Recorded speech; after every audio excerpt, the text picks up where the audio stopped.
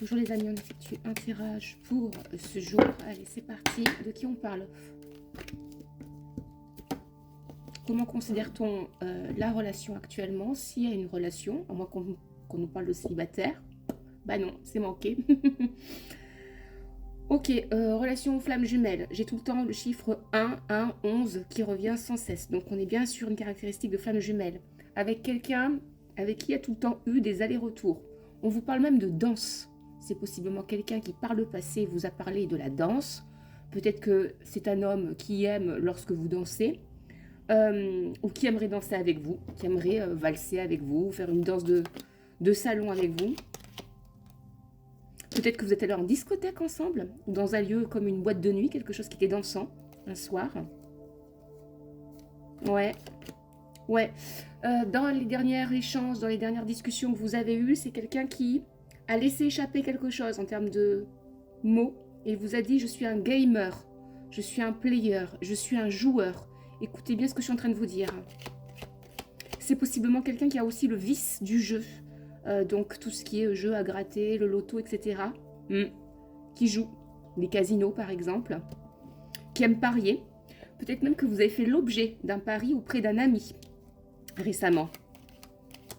Et il s'agit d'un homme qui a eu un handicap, qui a une bouche assez épaisse, assez charnue, ou qui aime votre bouche, mais qui a eu un handicap, ouais, qui aime la musique. Partout où il va, il met de la musique en permanence. C'est ce qu'on me dit sans cesse. Musique, radio, il faut tout le temps qu'il y ait une vibration, une fréquence, quelque chose qui l'accompagne, qui le suit. C'est quelqu'un qui ne supporte pas de faire les magasins. Et qui est très stressé de nature. Qui le cache très bien, qui donne une apparence d'homme relaxé, calme, et qui en fait est tout le contraire. C'est pas quelqu'un qui est passionné par la lecture ou des activités intellectuelles, alors que vous, oui. Vous aimez les casse-têtes chinois, vous aimez réfléchir, vous aimez vous instruire. Ouais. Et vous avez quelque chose en lien, tous les deux. Vous avez eu des traumatismes par le passé qui sont pratiquement similaires. Vous aimez tous les deux la liberté. Vous êtes comme des chats noirs sur les toits d'une ville. Vous adorez le goût de la solitude, vous adorez cultiver le mystère. Vous aimez avoir une vie un peu sauvage, c'est-à-dire vivre selon vos envies, sans entrave. Sur ça, vous vous ressemblez énormément. Vous aimez la liberté. Et qu'on ne vous casse pas les couilles. C'est-à-dire qu'il n'y a pas des gens derrière vous qui vous disent quoi penser, qui vous disent quoi faire. Ouais, vous avez horreur qu'on cherche à vous domestiquer, qu'on cherche à vous dompter. Ouais, j'adore. Des caractères très forts, qui s'entrechoquent. Vous êtes deux têtus, hein. Ouais. Et vous ne vous supportez pas d'être mis en cage. Tous les deux, vous avez une terreur de ça. D'être mis en cage, d'être dans une vie où, comment vous dire, où justement, il n'y a pas, où l'amour se suffirait à lui-même. Vous avez besoin d'un amour un peu passionnel, un peu intense, parce que vous craignez d'être acquise. Ouais. On parle d'un jumeau, hein. Un jumeau, une jumelle, hein. C'est flamme jumelle, c'est sûr et certain. Peut-être même que c'est quelqu'un qui à la base est complètement différent de vous physiquement. C'est peut-être quelqu'un qui est complètement différent de votre idéal de base. Pour les féminines, on vous dit qu'il y aura un choix à faire entre deux hommes. Attention, même là, votre autre, il va revenir. Il ne se doute pas qu'il y a déjà quelqu'un qui est en train de vous séduire, qui est déjà en train de chercher à approfondir la relation avec vous, même si rien n'a été fait. Ouais, parce que vous avez dégagé votre ex. C'est quelqu'un qui vous a tellement mis dans des embarras pas possibles, dans la dépression, dans les larmes, qui vous a laissé seul dans des grandes épreuves de vie. Au moment où vous êtes enfoncé dans des marécages pour lui, il n'est pas venu à votre rescousse. Et même encore actuellement, vous avez beaucoup d'émotions, vous pleurez de nerfs en fait. De nerfs, parce que vous savez que c'est quelqu'un qui a participé à vous faire vivre un véritable cauchemar. Cauchemar, c'est ce qu'on dit, hein.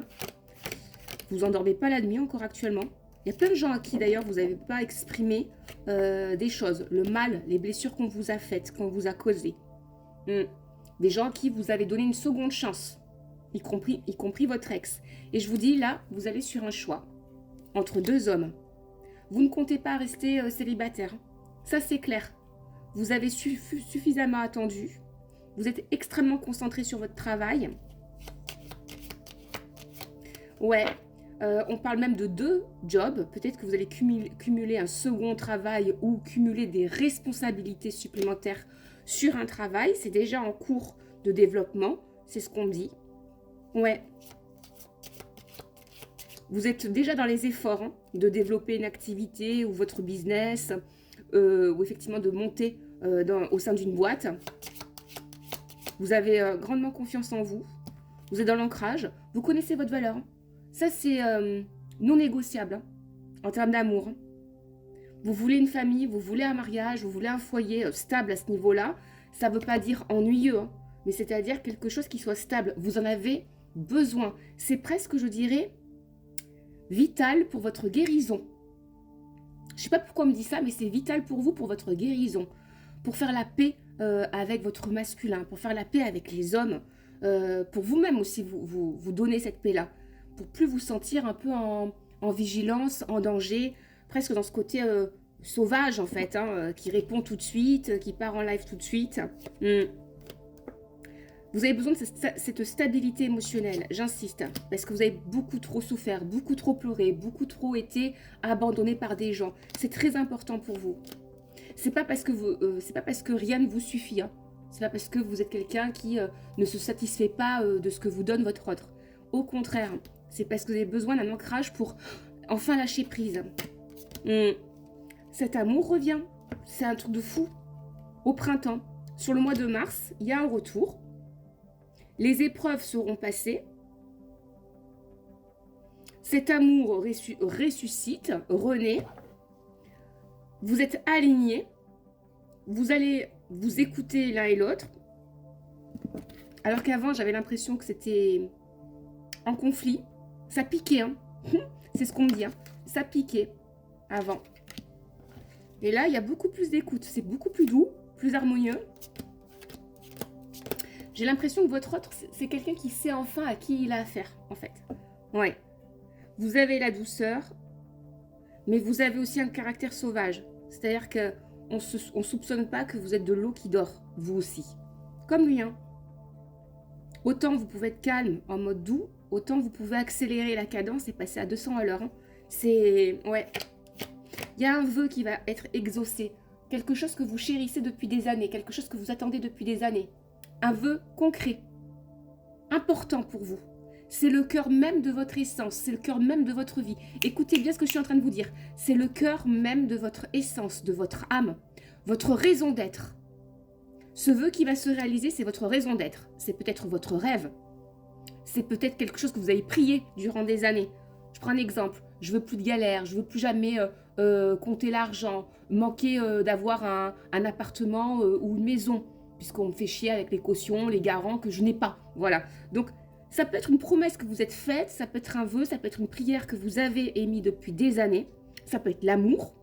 Je veux mon futur mari, je veux cet amour-là, je veux un amour éternel, je veux un amour sacré, un amour divin, loyal, quelqu'un qui ne tombe pas dans les facilités, les infidélités, etc.